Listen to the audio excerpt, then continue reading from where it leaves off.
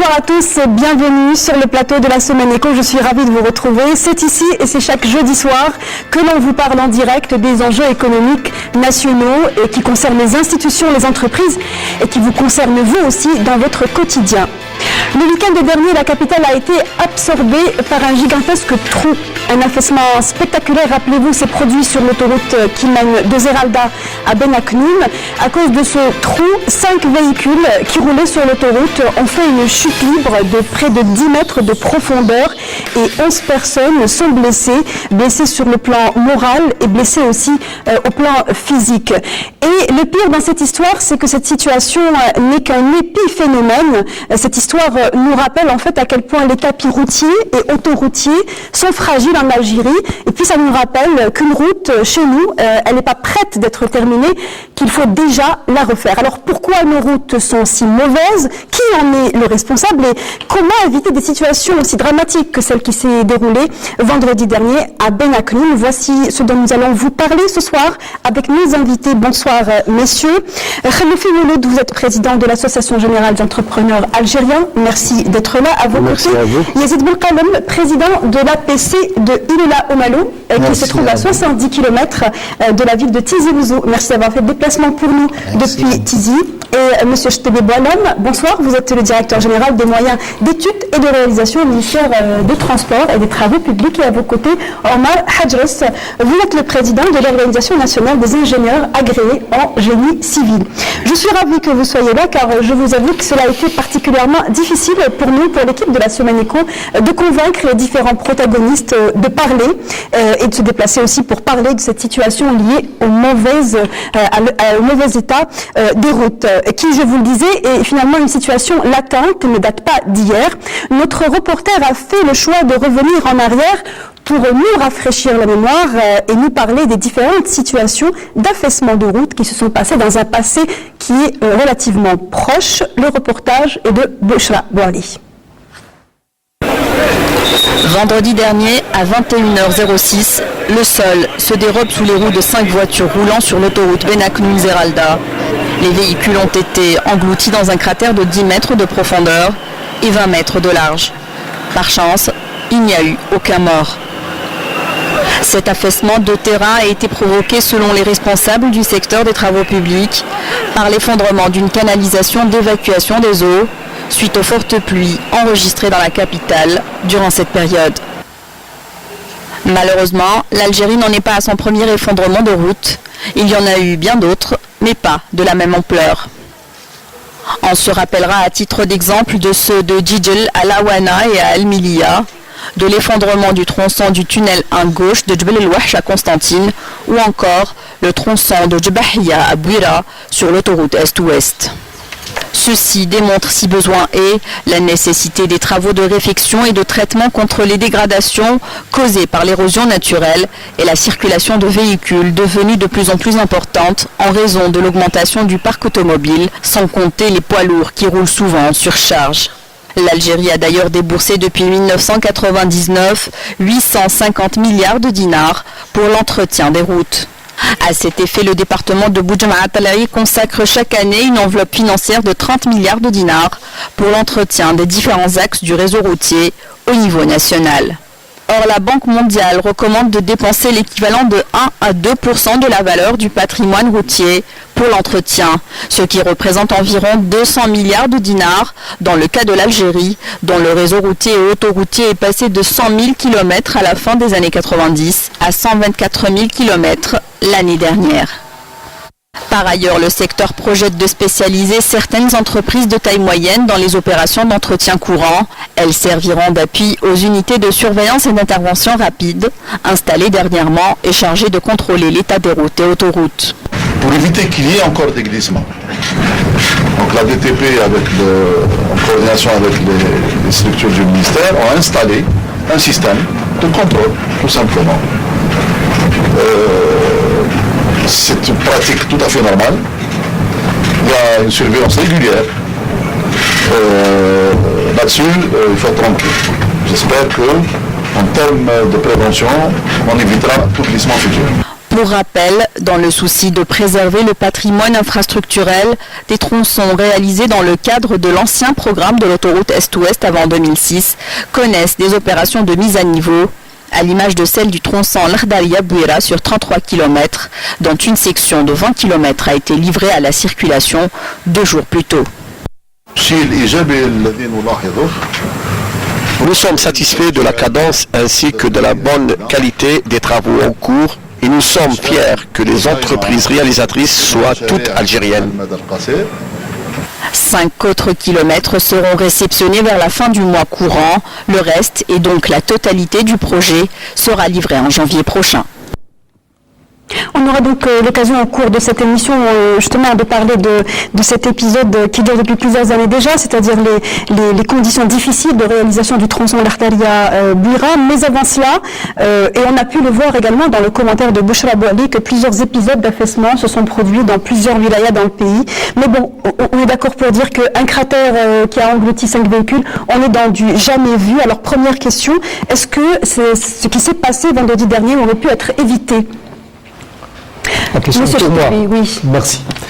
Donc tout d'abord, je tiens à préciser une chose, la situation n'est pas aussi dramatique et aussi noire comme vous l'avez présenté dans votre introduction. Certes, il y a, comme partout, il y a certaines peut-être insuffisances, mais brosser un tableau, disons, aussi pessimiste, aussi noir comme vous l'avez fait, c'est un tout petit peu, de toute manière, pour revenir à un incident qui s'est produit à Ben Aknoun, et je l'ai déjà dit à maintes reprises, c'est un incident qui aurait pu être évité? Disons éviter parce que c'est pas la route qui est responsable, c'est dû à autre chose, quoi. C'est dû à autre chose. Donc il y a une canalisation qui s'est cassée, qui a cédé et qui a provoqué justement l'effondrement de la route. La route, s'il n'y avait pas ce problème de rupture de canalisation, la route serait restée intacte. On savait qu'une canalisation qui était vieille de l'époque coloniale pouvait être sujette à justement à être rompue. C'est quelque chose qui pouvait être envisagé et anticipé. Vous savez, cette question, il faut la poser au service concerné. Moi, nos travaux publics, on s'occupe de la route. Hydraulique, en l'occurrence. Ah oui, c'est nos collègues du secteur de l'hydraulique. Oui, mais votre secteur repose aussi dessus. Donc il y a certainement un travail conjoint. C'est sûr qu'il y a de la coordination entre nous. C'est tout à fait, c'est logique qu'il y ait une coordination entre les différents secteurs. Mais la surveillance et l'exploitation et la maintenance de ce type d'infrastructure ne revient pas au ministère du public transport. Nous nous occupons de la route en surface. En surface, c'est l'assainissement latéral, bien sûr. Les caniveaux, donc on fait des curages de caniveaux en hiver. Donc vous avez dû voir nos éléments intervenir sur le... Mais justement, des travaux suivaient leur cours juste avant que l'affaissement ne se produise. Et de nombreux citoyens, et à juste titre, ont fait le lien entre les travaux qui se produisaient sur le côté de cette autoroute et l'affaissement qui s'est produit, et sans compter le léger affaissement qui a été signalé il y a de cela quelques semaines. Bon, il n'y a aucun rapport entre ce qui les agents, nos agents de maintenance qui intervenaient sur la chaussée interviennent chaque jour. Vous avez peut-être en traversant, donc en prenant des chemins, donc la route, vous aurez dû voir donc les gens en tenue orange qui s'occupent de l'entretien permanent, parce que la route, mais je tiens à préciser une chose. Vous savez, la route, c'est un espace, comme je l'ai dit, commun. C'est un espace partagé par tout le monde. Tout le monde doit respecter cette route. Et tout le monde est responsable. Vous savez, il y a des problèmes. Disons, la route, elle est sensible, elle réagit à son environnement. Si vous venez, par exemple, réaliser des logements et un assainissement mal conçu qui déverse sur la, il peut effectivement endommager la route. Si vous venez jeter des détritus, comme c'est le cas des citoyens, donc des détritus qui bougent des regards d'assainissement, ça peut créer des problèmes sur la route. Dans le cas de cette route, Omar Hadjas, est-ce que l'on peut parler d'une route qui s'est essoufflée, qui est donc suffisamment ancienne et qui, au fur et à mesure des années, s'est mise à avoir une circulation, une fréquentation de plus en plus importante, et donc elle a été altérée aussi par ça? Non. Est-ce que c'est un paramètre à prendre en considération? Non, nous considérons que le phénomène de Ben Aknoun, nous considérons tout simplement que c'est un accident. C'est vrai que c'est un incident, mais c'est un accident qui peut arriver. Bon, parce que s'il s'agissait d'un glissement de terrain, Là, c'est purement une affaire d'étude. Et même en matière de glissement de terrain, ce que les gens ne savent pas, il y a certains glissements que personne ne peut prévoir, qui sont exceptionnels. D'ailleurs, au début, on avait tous pensé qu'il s'agissait d'un glissement de type rotationnel, qui est très rare. Personnellement, je l'ai vécu dans la wilaya de Skikda, où nous avons vu un cratère de 20 mètres. Heureusement que c'était dans un terrain vague, à côté d'immeubles neufs. Il n'y avait eu aucun accident, mais on était tous choqués de voir un cratère d'un rayon de 20 mètres. Mais là, en l'occurrence, Là, c'était un glissement de terrain de type rotationnel qui est exceptionnel, mais qui peut arriver. Donc, mais à Benakoun, ce n'était pas... à Benakoun, au début, on avait tous pensé ça à la première information, mais quand on a su qu'il y avait un ovoïde de 2500, 2 mètres et demi, donc qui a cédé, un petit technicien quelconque peut vous reproduire maintenant le phénomène, comment on peut obtenir avec obturation du réseau une liquéfaction du sol, et une fois qu'il arrive de la pression pour évacuer un sol qui s'est liquéfié, la chute sera de type rotationnel. Ce que nous avons vu, c'est pour ça que nous avons eu un cratère. C'est vrai que ce phénomène... pour dire ça avec des mots simples, l'eau qui est sortie de la canalisation, qui s'est rompue, en fait, a liquéfié les différentes couches de la roche, et a donc, et le tapis, le bitume a non, qu'est-ce que ça veut dire? L'eau est remontée. L'eau, c'est-à-dire une fois que l'ovoïde a cédé. Donc, qu'est-ce qui s'est passé? L'eau, au lieu de continuer, donc l'ovoïde a été obstrué. L'eau, qu'est-ce qu'il fait? Les eaux usées, il remonte. Il remonte, ça tient, ça imbibe le sol. Ce sol, avec le temps, va devenir un peu liquide. Une fois qu'il y ait une pression du réseau, parce qu'une fois obstrué, l'assainissement continue à arriver, les eaux usées continuent à arriver. Une fois qu'ils arrivent avec pression, ils débouchent, ils font sauter un bouchon. Il était un bouchon, ils le sautent, et quand ils sautent, tout le sol qui est au-dessus va tomber dedans. Et c'est ce qui s'est passé, donc, ce qui a produit le trou. Et donc on ne peut même pas savoir exactement à quel moment il a cédé. Il n'y a pas de détecteur. Il n'y a pas de détecteur. Et on ne peut pas le détecter, donc... Donc l'argument selon lequel, évoqué par des experts, tout ce qu'il y a de plus respectable, bien entendu, disant que ce tronçon autoroutier peut en fait reposer sur le lit d'un oued, pour vous ce n'est pas... C'est quelque chose de naturel. Est-ce qu'il y a bien un lit d'oued Non, ça peut arriver, c'est ce qui s'est passé jeudi, ça peut arriver dans n'importe quelle route algérienne. On ne peut pas... Non, ça peut arriver, c'est des choses... Il faut plus rouler, il faut plus sortir. On ne peut pas le contrôler, ni l'administration, ni les entreprises. Il y a des véhicules qui contrôlent tout ce qui est visuel, mais personne ne peut contrôler ce qu'il y a au-dessus, surtout les canalisations. C'est un phénomène naturel. Alhamdoulilah, ça veut dire qu'il y a eu 48 heures ou 72 heures où le C'est un météorique, madame. Je vous dis, pour rassurer la population, elle n'a pas à se dire qu'on ne va pas sortir, on risque d'avoir tout le temps cet accident. Moi, je vais vous donner un exemple. Si demain, vous allez dire, si demain un météorite tombe sur un axe routier, on ne va pas dire aux gens ne sortez pas, vous risquez d'avoir tout le temps des météorites. C'est un accident qui peut arriver, exceptionnel. Celui-là est arrivé, alhamdoulilah, moi je dis l'équipe a été à la hauteur. Tout à fait, et il faut rappeler que ça a été réparé en un temps record. Mais laissez-moi vous dire tout de même que c'est un axe autoroutier qui est extrêmement fréquenté. Exact. Depuis sa création jusqu'à maintenant, évidemment, le nombre a multiplié par 100. Et donc, il y a lieu réellement d'étudier ce qu'il y a au-dessous du sol pour voir toutes les possibilités d'accident, on est d'accord, d'anticiper. On ne peut pas être dans une situation de fatalisme lorsqu'il s'agit de la sécurité des citoyens. Monsieur vous savez, nous ne sommes pas à l'abri des catastrophes naturelles, mais l'expert a déjà expliqué, mais moi, je ne suis pas d'accord parce que pour la réalisation d'une autoroute, il faut tout d'abord des études. Je pense qu'il y a des études. Donc, il y a une étude géotechnique. Donc, il n'y a pas de raison. Je vois des couches de tuf et comme ça.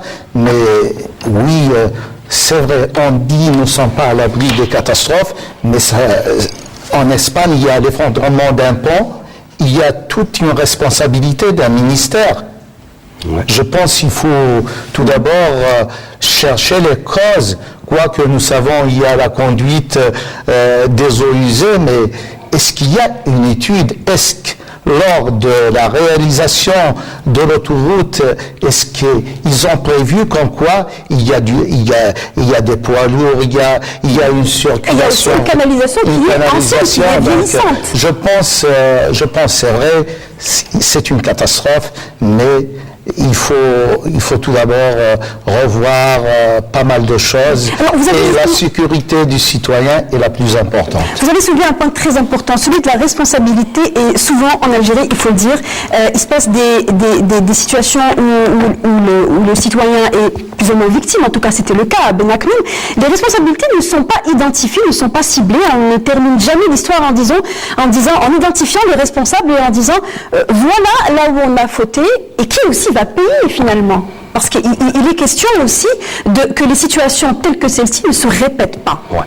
Non, madame, tous les projets, il y a des études approfondies. Nous, l'État, nous, les entreprises, ça nous a réalisé quelque chose qui n'a pas d'étude. Impossible. On a un code des marchés publics. Le gouvernement algérien, nous, les entreprises, on n'est pas en train de réaliser n'importe quoi ou n'importe comment. Il y a un cahier de charge. Du coup, c'est plus facile d'identifier les responsables. Bien sûr, tout le monde, il y a une responsabilité du maître de l'ouvrage, il y a une responsabilité de l'entreprise, il y a un code des marchés publics, les études, avant qu'ils soient entamés par une entreprise, il y a un bureau de contrôle qui est le CTC. Notre problème en l'occurrence, la responsabilité. La responsabilité, notre problème maintenant, ce qui s'est passé en 2001 de la descente de Abab Loued, ça nous a donné des idées. Il y a nos ingénieurs, qu'ils soient considérés, qu'ils soient nous les privés, on a essayé de comprendre pourquoi ce phénomène.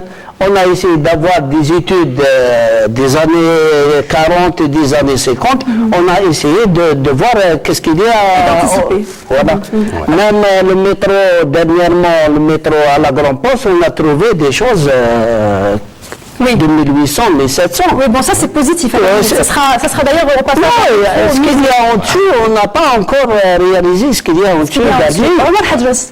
Pour la question des responsabilités et aussi de qui paye les erreurs pour qu'elles ne se reproduisent pas, parce que c'est quelque chose d'important finalement, mais qui ne prévaut pas chez nous. Oui, ça c'est un problème très important. Moi je dis c'est un problème très important et qu'il faudrait donc maîtriser et cerner. Et pour le maîtriser, le cerner, moi je dis là, il y a dans notre réglementation, il y a des failles. Il y a des failles. D'abord, pour ce qui est de la maîtrise d'œuvre. La maîtrise d'œuvre, c'est la phase étude. Donc, moi, je dirais en Algérie, nous avons un grand problème de maîtrise d'œuvre. D'abord, de définition de la maîtrise d'œuvre.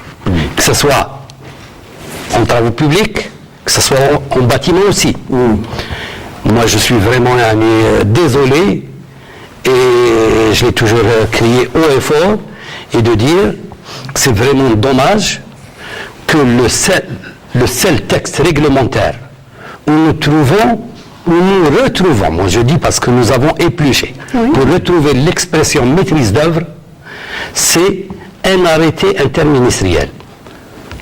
L'arrêté interministériel du 15 mai 88, où dans son article 3, le terme maîtrise d'œuvre est cité. Mais ce n'est qu'un arrêté interministériel. Ce n'est ni un décret, ni une loi, ni un texte d'une valeur importante. Vous voulez dire que l'importance n'est pas suffisamment accordée, ou bien la responsabilité n'est pas suffisamment cernée au niveau de l'étape des bureaux d'études? Non, je dis la définition de la maîtrise d'œuvre. Si vous ne définissez pas le maître de l'œuvre, qui c'est ce maître de l'œuvre? Qui c'est ce maître de l'œuvre? Quelle est sa responsabilité? Parce que ça commence... Toute œuvre qui se réalise commence par une étude. Oui. Et donc c'est pour ça que moi je préfère, avant d'aller à la réalisation, donc je parle de l'étude. l'étude, donc je parle de la maîtrise d'œuvre. Alors justement, l'étude, souvent, vous allez me dire si vous êtes d'accord ou pas, souvent en Algérie, la phase de l'étude pose problème parce qu'elle n'est pas toujours, elle ne répond pas toujours aux attentes du maître d'ouvrage, donc le donneur d'ordre, et souvent les études sont faites et refaites. Est-ce que le problème se situe au niveau des études finalement? Non, c'est pas au niveau des études. Moi, je ne suis pas d'accord. On a parlé sur ce problème-là. On ne donne pas le temps aux études. Il faut donner le temps aux études. En Europe, on donne 3/4 du projet pour l'étude et 1/4 pour la réalisation. Exact. Chez nous, c'est le contraire. On a parlé sur ça, même on a mis quelque chose dans le pacte qu'on a signé avec le Premier ministre. Il y a la maîtrise d'œuvre. Il faut revaloriser nos bureaux d'études. Il arrive aussi que ce que donne le bureau d'études ne convient pas toujours. Non, ça fait une dizaine d'années, c'est toujours un travail dans l'urgence. Il n'y a pas un bureau d'études en Algérie, algérien, qui travaille normalement. Tout le monde travaille dans l'urgence. Si, Voilà, M. Tébi. écoutez, Mais je sens que vous avez besoin de dire quelque chose. On doit poser le problème avec sécurité, Écoutez, donc, parce qu'à partir d'un cas exceptionnel, on essaie, l'Irlandais ne fait pas le plein temps. Donc, à partir d'un cas, on ne peut pas généraliser. Donc, ce qui s'est passé à Benaknoun, c'est vrai, c'était un accident regrettable. Je suis tout à fait d'accord. Quand il y a dégâts sur l'être humain, je suis tout à fait d'accord que c'est un incident regrettable. Et personne n'a voulu que ça soit ainsi, parce que mais il faut pas perdre de vue une chose très, très importante pour que nos amis téléspectateurs comprennent une chose. C'est que le bureau d'études, quand il dimensionne une structure, il la dimensionne sur la base de données de trafic, d'accord, de données comme par exemple une conduite d'assainissement, de débit, etc. Il se trouve qu'avec l'augmentation du parc auto ou par exemple, comme j'ai dit tout à l'heure, les réseaux d'assainissement avec l'augmentation du nombre d'habitants, donc automatiquement le débit augmente, le nombre de véhicules, la nature de véhicules change. Vous savez, pour dimensionner une chaussée d'une route, donc on prend 13 tonnes à l'essieu, c'est les normes, donc c'est les normes, on prend 13 tonnes à l'essieu. Mais il se trouve que pas mal de véhicules, pas mal de poids lourds dépassent largement cette pour des raisons évidentes de rentabilité. Ils veulent rentabiliser son camion, donc ils veulent... Le déplacement, oui. Bien sûr, il dépasse. Donc initialement, il y avait un problème de réglementation, un problème de texte. C'est ce qui a poussé à amender justement la loi 0114 relative à la circulation routière, et on a introduit justement cette verbalisation de la surcharge de la surcharge. Voilà.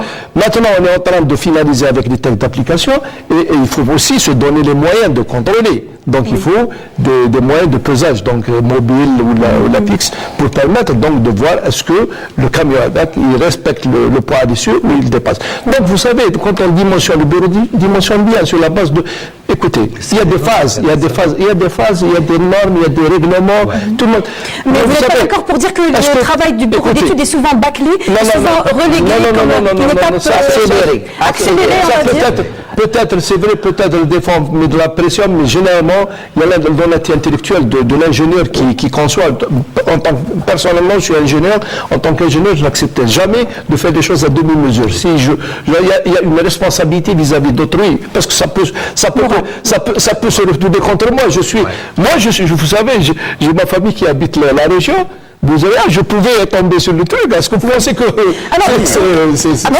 y a l'urgence. On travaille beaucoup. Les bureaux d'études, ils travaillent dans l'urgence, mais ils font le travail parce qu'il y a un outil de contrôle. Il y a l'administration qui contrôle, nul ne peut faire les choses à quelqu'un. Oui, mais il faut savoir que nous sommes plus ou moins passés à d'autres événements d'affaissement, puisqu'on l'a vu, il y a eu le Mili à Djidji, il y a eu Aïn Turki, dans le wilaya de Aïn Difla, il y a eu un affaissement à Arzazga, et toutes ces questions en fait s'assimilent plus ou moins à ce qui s'est passé mercredi. Et puis de là, on pense aussi non seulement aux routes, mais aussi au chemin de communes, et donc chemin de wilaya. Yazid Belkaloum, votre commune, comment se porte, on va dire, le tapis routier de votre commune? Vous savez, je ne sais pas, je ne trouve pas les qualifiants. j'ai un réseau routier de 120 km entre les chemins communaux et le CW9, chemin du Wilaya numéro 9. Mais sincèrement, j'ai dit, ils sont dans un état critique, alarmant, je ne sais pas quel qualifiant que je vais utiliser, mais c'est incroyable. Vu le relief, c'est vrai, nous vivons dans une zone montagneuse, mais sincèrement, il n'y a pas un bon suivi, et des fois nous sommes contraints à dire qui est responsable de ces chemins, parce que lorsqu'on a un projet sectoriel, on n'a pas le droit de faire le suivi. Nous avons uniquement le droit de regard sur le projet. Sur le travail tel qu'il est en Sur train le d'être projet, réalisé. mais des fois, il y a un très très grand problème dans le cadre du suivi. On trouve des entreprises qui travaillent toutes seules. Toute seule, c'est-à-dire Toutes seules, il n'y a pas ni laboratoire, ni les travaux publics qui les accompagnent. Et des fois, lorsqu'on trouve comme ça un travail bâclé, on intervient, mais oui, on intervient, il y a des travaux publics, d'accord, on va intervenir, mais par la suite, il n'y a rien. Il n'y a rien. Et vous savez, je pense la durée de vie d'un tapis, d'un béton, c'est de 10 ans, mais une année après, il y a des ségrégations, il y a une dégradation totale. Donc c'est un grand problème. Au niveau de ma commune, toutes les routes sont dans un état très très critique. C'est incroyable. Est-ce que c'est le fait de ne pas avoir, de répondants lorsque vous demandez à ce que les routes soient entretenues, ou bien est-ce qu'elles se dégradent trop rapidement? Non, je ne vais pas dire qu'il n'y a pas de répondant, mais oui, il se dégrade très rapidement, mais des fois, oui, on demande à ce que réaménager ou réhabiliter une route. Vous savez, c'est pas facile d'avoir la réhabilitation d'une route au niveau d'une commune qui est déshéritée. J'ai eu l'expérience, tout d'abord, pour trouver une entreprise qui va intervenir, c'est pas facile. Donc, j'ai eu l'expérience, je pense, il y a 2 ans de ça. Il y a une entreprise qui ne voulait pas intervenir parce que le relief déjà est très difficile et très compliqué, mais j'ai eu un petit peu, j'ai demandé un petit peu l'assistance du Wadi qui a intervenu. Et par la suite, l'entreprise a réalisé dans des conditions très difficiles. Mais je vais vous dire une chose, c'est un village un peu éloigné. Donc, j'ai dit à M. Louali, voilà, M. Louali, ce village, vraiment, c'est un village très éloigné. Et les conditions de vie sont très difficiles. Il m'a dit, voilà, je vous promets que je vais venir visiter le village. Et sincèrement, en plein mois de Ramadan, j'ai la chance d'avoir un partenaire qui est le Wali, un homme de terrain. Il est venu en plein Ramadan et on s'est déplacés tous les deux. Qu'est-ce qu'il m'a dit lorsqu'il est arrivé dans ce village? Il a dit « La hayat liman tunadi ». C'est incroyable.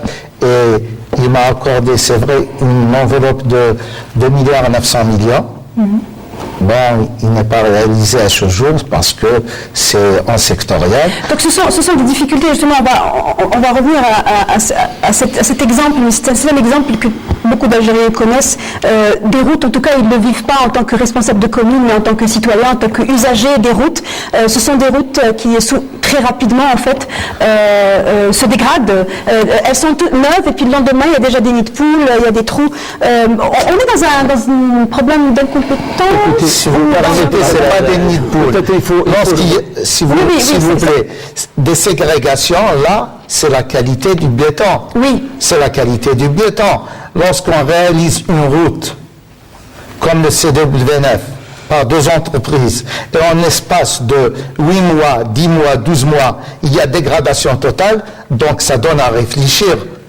Il faut que... En l'espace de 8 mois... De 8 mois, 10 mois, dégradation totale. Il faut peut-être préciser une chose, madame. C'est que vous savez, le réseau routier qui est long de 125 000 exactement, 125 000 km, 124 700 et quelques, il est constitué en majeure partie de routes communes. Et il est hiérarchisé. Pourquoi il est hiérarchisé? Parce que chaque institution a l'obligation donc de prendre en charge la réhabilitation, la modernisation de la classe qu'il a. Nous, au niveau du ministère des Travaux publics, nous avons la responsabilité de maintenir les routes nationales, moderniser les routes nationales. La wilaya, c'est les chemins de wilaya, les communes, comme monsieur vient de le dire, ils ont la charge. Donc c'est sur la base de budget, de communaux, de villes PCD, etc.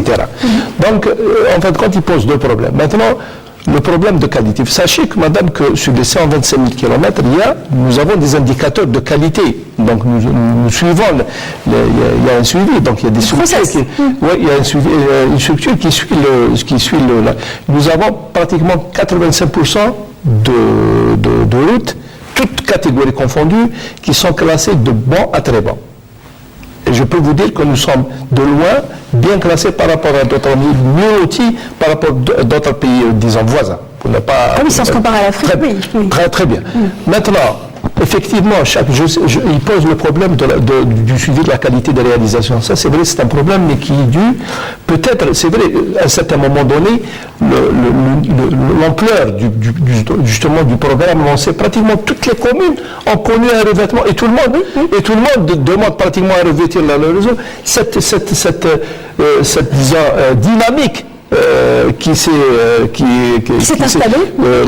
installée donc depuis 1999, a fait de sorte que les moyens de contrôle se sont retrouvés dépassés, un tout petit peu dépassés. Effectivement, mais je le dis, effectivement, il y a un problème de responsabilité. Il est responsable. C'est-à-dire, la route, je l'ai dit tout à l'heure, c'est un espace commun. Tout le monde est responsable de cette route. C'est-à-dire, si je vois, c'est vrai, vous allez me dire que je ne suis pas technicien, je ne peux pas estimer ce que la réalisation est de bonne qualité, mais toujours est-il, si nous, au ministère des Travaux publics, on ne nous a jamais signalé des défaillances d'une entreprise qui a réalisé, si on nous signale des défaillances, il y a des mesures.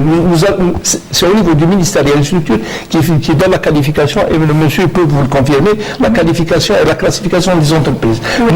Nous notons négativement si l'entreprise réalise mal, automatiquement, elle peut dégrader dans la qualification, et c'est connu. Le retour d'informations, on aimerait bien les avoir. Et la commune, peut-être, c'est juste à côté. Il y a des communes en fin de la Gire, elle est très basse. Il faut que tout le monde joue le jeu. Et le retour d'information, le retour d'information nous permet justement d'améliorer. Parce qu'il se trouve que si l'entreprise, effectivement, elle est laissée pour compte, il n'y a personne qui la contrôle, c'est sûr que la qualité va. Mais nous avons signalé par des écrits, nous avons signalé, on a même on a accompagné notre écrit par des photos. Il y a des photos. Lorsqu'on voit la réalité du terrain, il y a des photos, il y a des écrits. Et donc, où est la responsabilité là? Qui est responsable du travail? Qui va intervenir? Est-ce que c'est moi en tant qu'élu? C'est pas moi en tant qu'élu. C'est du ressort des travaux publics qui vont intervenir. C'est le maître de l'ouvrage. Voilà. Écoutez, la responsabilité, elle est claire. Premièrement, la responsabilité de l'entreprise elle-même qui réalise. Vous savez que la responsabilité doit garantir, on ne réceptionne pas un travail mal fait. Ça, c'est la première responsabilité. Il y a aussi la responsabilité, comme pour le bâtiment décennal. Donc, l'entreprise est responsable sur un certain délai de ses réalisations. Maintenant, je sais que les APC sont mal lotis. Et je sais que les subdivisions des travaux publics, en principe, si on voit les textes, elles n'ont aucun lien avec les parcs. Ils vont de l'assistance technique pour les APC. De l'assistance technique. Ils sont là pour suivre un autre réseau, c'est le réseau national comme nous. Donc, c'est vrai, nous sommes dans une situation où tout le monde doit conjuguer ses efforts. En dehors de la responsabilité des entreprises de travaux publics, je vous donne la parole, monsieur Chlofi, mais en dehors de la responsabilité des entreprises publiques, il y a aussi une question d'argent. Parce qu'à l'origine, il y a aussi parfois des situations où il faut faire une route, ok, c'est important, mais peut-être qu'on devrait la faire à moindre coût. Et là se pose la question de savoir si parfois on ne triche pas sur les dosages, si on ne triche pas sur ce qu'on appelle les liants. Donc c'est cette espèce de produit qui, si mes informations sont bonnes, Vous avez dit le dose, c'est bon. coûte très cher. Et donc, est-ce qu'on triche sur ça et on se retrouve dans des situations telles que M. Belkaloum le décrivait. Madame, pardon. Pour être juste avec l'administration des entreprises, aucune entreprise ne peut réaliser son contrôle. C'est ça. On ne peut pas tricher, impossible. S'il y a une tricherie, il y a une complicité. C'est le contrôle de qui Le contrôle du maître d'ouvrage et du bureau d'études. Il y a le maître d'ouvrage et le bureau d'études. Aucune entreprise qui soit dans le travaux public ou dans le bâtiment ne peut faire un travail et être payé sans des avis, la signature de deux maître d'ouvrage et le bureau d'études. D'accord. Comment il va tricher? S'il y a une tricherie, il y a une complicité. Exact. Et on ne peut pas tricher. C'est impossible. S'il y a une tricherie, nous, on avise les ministères concernés, on va enlever les qualifications pour telle ou telle entreprise. Alors, arrêtez-nous pour faire une mise à niveau de nos entreprises. Les années 90, on n'avait pas qualification K5 pour les entreprises de travaux publics. Alhamdulillah, en 2016, on a la 9, on a la 8, on a la 7. Même avec des travaux, il y a la masse du travail. L'Algérie, c'est un continent. C'est plus un petit pays où l'Algérie, maintenant, c'est un continent. Il y a beaucoup de... On a ouvert beaucoup de chantiers. Et des projets ambitieux surtout. Beaucoup de chantiers, beaucoup de routes qui partagent entre les wilayas pour débloquer quelque part. Et des enclavés, beaucoup de régions, beaucoup d'efforts ont été faits. Je reviens vers vous, excusez-moi. Est-ce que les entreprises ont travaillé seules au niveau de votre commune? Vous tentez de savoir et de comprendre. Il vient de l'avouer, il a dit il y a beaucoup de chantiers. Donc les subdivisions des travaux publics n'arrivent pas à faire le suivi. Donc les entreprises, ils sont en train de faire le travail sans assistance, soit du LCTP, soit des travaux publics. Ni les bureaux d'études, ni les maîtres d'ouvrage. Il n'y a personne des fois. Une fois, ils sont en train de faire le revêtement du CWF, j'ai trouvé un travail bâclé. Vous savez qu'est-ce que j'ai fait? J'ai stationné mon véhicule devant le finisher. J'ai dit arrêtez le travail. Arrêtez le travail. J'ai besoin d'un suivi. Mais malheureusement,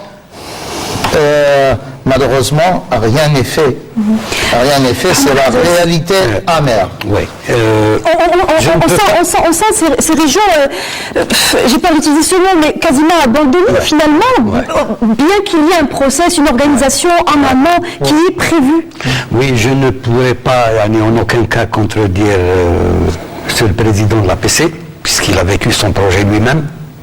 Mais ce que je peux affirmer en toute âme et conscience, c'est que les projets sont contrôlés, sont suivis. S'il y a exceptionnellement certains cas isolés, éloignés, pour des problèmes particuliers, parce qu'il arrive, il y a des phases où il y a des problèmes particuliers dans certaines directions de travaux publics, dans certaines wilayas, dans certaines subdivisions, parfois pas de moyens, mais c'est des cas exceptionnels, parce que en principe, aucune entreprise ne peut être payée s'il n'y a pas un service fait, qui ne peut être fait, ce service fait, qu'après des prélèvements et des analyses d'un laboratoire public, qui nous donne des résultats probants. Même dans le bâtiment. Mais que ce soit, moi je connais les deux secteurs, je parle pour les deux secteurs, que ce soit dans le bâtiment. Alors là, dans le bâtiment, c'est encore pire. Maintenant, même le trésorier exige les résultats d'écrasement. Il ne sait pas les interpréter, mais il exige pour savoir qu'ils ont été faits. De 7 jours. Donc pour vous dire, on va ouvrir une brèche maintenant. Donc c'est pour vous dire qu'en matière de suivi et de contrôle, c'est vrai que le volume est important. Moi, je dis, nous avons eu à remarquer dans les interventions urbaines, d'ailleurs, ce qui échappe, beaucoup de gens pensent que c'est le secteur public. Et moi, je dis, pour expliquer aux gens que l'intervention en zone urbaine, et c'est des centaines de kilomètres aussi en zone urbaine, dans certains lotissements, dans les villes, là, ce n'est pas les travaux publics qui interviennent. Là, c'est le chapitre 721 qui est géré par le ministère de l'Habitat. Et là, c'est géré par le Duc.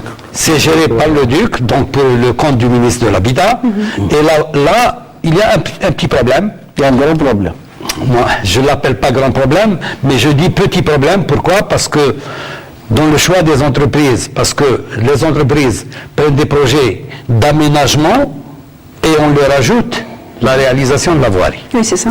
Alors, donc, où ils sont qualifiés pour faire les aménagements, le travaux de bâtiment, et ils ne sont parfois pas qualifiés. Ils prennent tout le lot. Mais là, madame, Ils prennent tout le lot. mais là, j'attire l'attention et j'ouvre la parenthèse, j'ai ouvert une parenthèse, mais je la ferme en disant que même au niveau de la DUC, nous exigeons les essais du laboratoire. C'est-à-dire, même si les gars de l'habitat... Il y a tout de même un contrôle. Et il y a aussi, moi je dis, ils sont aussi assistés par les techniciens et les responsables du secteur travaux publics. Madame, Lorsqu'une entreprise juste réagissez, allez-y rapidement, nous le préfet. Le grand problème maintenant, qui a apparu 2016, il y a la décision du Premier ministre d'arrêter les grands projets. D'accord? Pour les équipements. Il a fait une décision d'arrêter tous les projets de décision, mais ça a été mal interprété par les directeurs du wilaya, certains directeurs du wilaya. Comment? En 2016, on a incité de 1000 ou 2000 logements qui prêtent, on ne fait pas l'aménagement. Et un directeur du wilaya vous dit qu'il y a la décision du Premier ministre. Mais c'est de la folie tout ça. On paye le gars, une entreprise qui fait le gardiennage, ça va nous revenir 2 fois plus qu'on fait l'aménagement et donner les clés aux citoyens. Qui est-ce qui est en train de gérer tout ça? Donc il y a une rigidité dans la gestion de la rigueur qui est donc instruite par l'administration. Et ça, c'est un déficit pour 2016 qu'on est en train de réagir. Il y a des entreprises qui ont un manque de projets, il y a la demande publique qui a baissé, il y a les impayés des entreprises pour 2016 qu'on est en train de régler petit à petit avec les concernés, et on arrive à des projets qui sont réalisés, des logements qui sont réalisés, reste l'aménagement, et vous dit qu'il y a la décision du Premier ministre de plus travailler. Les villages doivent aussi revoir leurs priorités, considérant la rigueur. La dernière réunion avec les 40 aussi, hein, oui, ils ont un problème juridique, et même le ministre de l'Intérieur, il a ouvert toutes les portes, même il y a eu des recommandations d'urgence. Qu'est-ce qu'est le Wadi? Qu'est-ce qu'il y a des recommandations d'urgence pour permettre au Wadi d'agir, mais pas d'être un spectateur dans sa wilaya? Oui. Et de ne pas asphyxier des entreprises aussi. Oui, vous savez, j'ai dit nous sommes un exemple concret et j'invite le ministère à se déplacer et il va voir les dégâts causés. Mais lorsqu'il parle du service fait, je veux proposer à ce que les services de la commune, puisque c'est un projet au profit de la commune, il faut impliquer le service technique de la commune, même pour le service fait, même si c'est un projet sectoriel. Donc il faut impliquer les services de la commune. C'est très important. C'est pas le ministère des Travaux publics de l'habitat, c'est le code des marchés publics. Oui, il faut revoir le code des marchés publics. C'est très important. C'est très important. Se plaignent déjà de manque d'effectifs, de manque de qualification, déjà avec les subdivisions, avec l'assistance technique des subdivisions. Écoutez, il faut poser le problème d'une manière convenable. Il faut se dire la vérité parce que notre moyen, c'est d'améliorer les choses et que notre pays va de l'avant. Effectivement, on a dit la chose suivante, c'est que pour ce qui est des réalisations neufs, un projet neuf, il fait l'objet donc d'une étude préalable avec les différentes phases, d'accord, depuis l'avant-projet sommaire jusqu'à le projet d'exécution, avec les approbations des différentes phases, bien sûr. Ensuite, il y a la réalisation et le contrôle le lendemain, depuis le matériau, etc. Maintenant, pour ce qui est de l'entretien, il y a deux types d'entretien. D'accord, de deux types d'entretien. Vous savez, la démarche scientifique elle est universelle, comme le médecin. Quand vous allez le consulter, vous êtes malade, on vous consulte, il y a avec la paracétamol, il y a avec un antibiotique. Ça dépend de. C'est comme ça la route. Des fois, il y a un entretien, disons, classique, périodique. On reprend les nids de poule avec des techniques bien connues, etc. Des fois, ça demande un renforcement parce qu'effectivement, on voit que la structure. Elle ne répond plus au trafic et à ce moment-là, on rajoute. Et je vous dis, vous êtes d'ailleurs au courant, madame, c'est vrai, une fois que le revêtement est fait, le laboratoire doit passer, bien sûr, avant, pendant et après, pour prendre un carottage, voir l'épaisseur. Est-ce que l'épaisseur, vous savez, disons, comme a dit tout à l'heure monsieur, si on s'amuse à diminuer 2 cm d'épaisseur, vous voyez, sur 2 km, combien ça prend? Juste une question. Je vous interromps par rapport à ça, lorsque justement les carottages sont faits et que là on se rend compte que cette entreprise a donc triché, on va dire, sur les dosages. Est-ce qu'il y a des entreprises de travaux publics qui sont épinglées? On revient à la question de la responsabilité. C'est sûr, il est tenu de le faire, c'est un travail mal fait. Mais est-ce que ces entreprises sont sollicitées à nouveau pour des projets? Non. Vous savez. Est-ce qu'ils ne sont pas blacklistés? Qu'est-ce qu'elles subissent, on va dire, lorsqu'elles font des malfaçons qui après finalement induisent non seulement des problèmes, des avaries, mais aussi elles induisent des financements en plus. C'est simple, le code des marchés publics est simple. S'il y a une tricherie, l'entrepreneur il est responsable. Il va refaire tout le travail par ses moyens propres. D'accord. Alors justement, nous allons parler aussi des questions d'avarie. Il y a sur l'autoroute Est-Ouest, on va voir un peu plus grand à présent, il y a le fameux tronçon de Bouradj Bahia, qui est l'un des casse-têtes en matière de travaux publics. Je cite l'ex-ministre des Travaux publics qui disait l'année dernière, je le cite et j'ouvre les guillemets, le tronçon de l'Akhdaria de l'autoroute Est-Ouest connaît un très grave problème de glissement de terrain et nécessite des solutions très complexes, dont réaliser 5 ponts enfouis. Alors, c'est beaucoup de dépenses, tout ça, et c'est des dépenses qui, surtout, encore une fois, auraient pu être évitées, tout comme l'accident de Benaknou vendredi dernier. Pourquoi être allé finalement sur un tracé aussi dangereux, lorsque finalement, cela demande beaucoup d'efforts, d'une part à l'État et aussi à l'entreprise de... Madame, il y a une étude préalable. Même, ce n'est pas le tronçon le plus difficile. Le tronçon le plus difficile, c'est Djibril El-Wash, là, qui pose beaucoup de problèmes pour les nombreux usagers de l'autoroute Est-Ouest. C'est des gens qui travaillent surtout. Les gens ils sont en train de parler pour parler. Mais il y a des études claires. Ce qui est en train de refaire le travail, parce qu'il y a eu un problème de glissement. Aux études préalables, il n'y avait pas ce problème-là. Avec ce problème-là, ils ont trouvé des solutions, comme à Benaknou, nos ingénieurs, et ils sont en train de réfléchir, on connaît tous les résultats. Madame, on est sur presque un quinquennat. Vous m'excusez, en matière d'études, pour des grands tracés comme ça, c'est-à-dire c'est pas pour un glissement qu'on refait un tracé, parce que les tracés, on peut faire plusieurs propositions et plusieurs variantes. Donc pour avoir arrêté cette proposition, ce qui est réalisé, donc ça a été étudié, discuté, plusieurs variantes. Les autres variantes présentaient beaucoup plus de difficultés, beaucoup plus de problèmes. Ce problème, spécialement de Djebahia, que je connais très bien, ce problème est apparu suite au changement climatique et à la neige qui est tombée en 2007. Et là, donc ça veut dire que c'est venu après, et là il y a eu des glissements où les gens n'ont pas parlé, où la presse n'a pas parlé, où nous avons intervenu, où moi personnellement j'avais intervenu par acte de civisme, c'est-à-dire acte de citoyenneté. Vous avez tiré la solution d'alarme à l'époque? Je suis passé, j'ai vu que des logements allaient glisser, allaient tomber.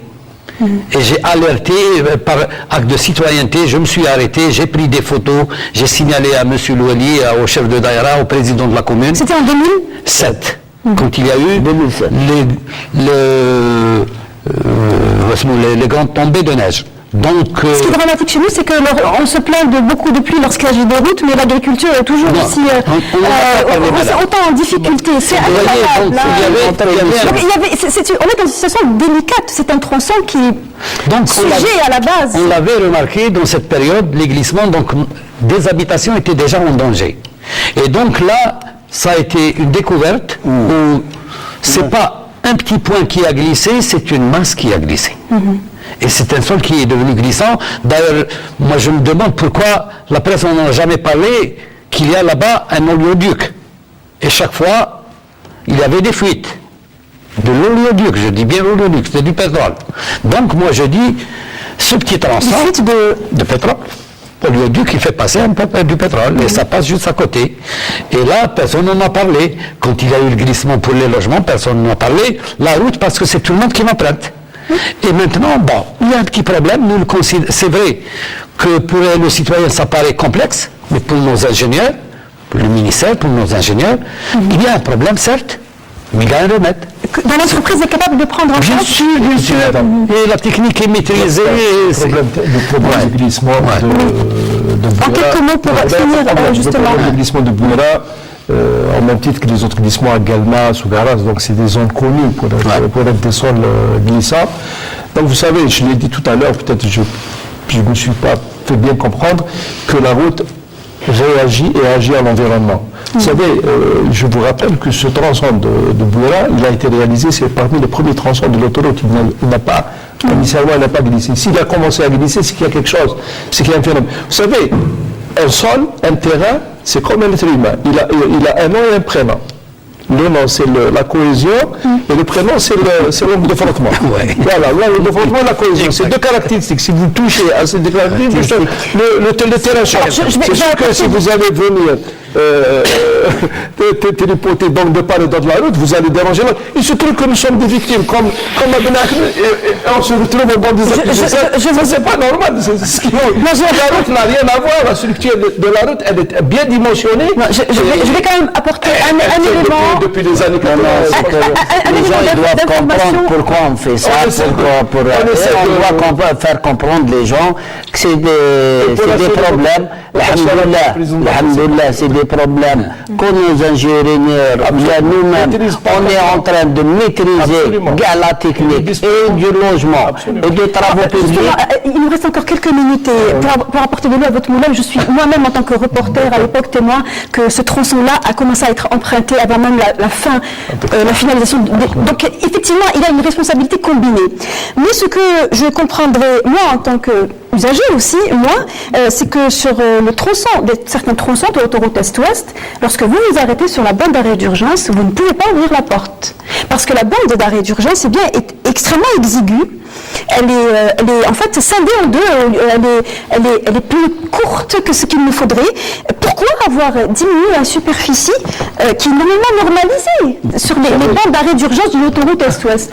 Vous savez, je ne vais pas vous répondre parce que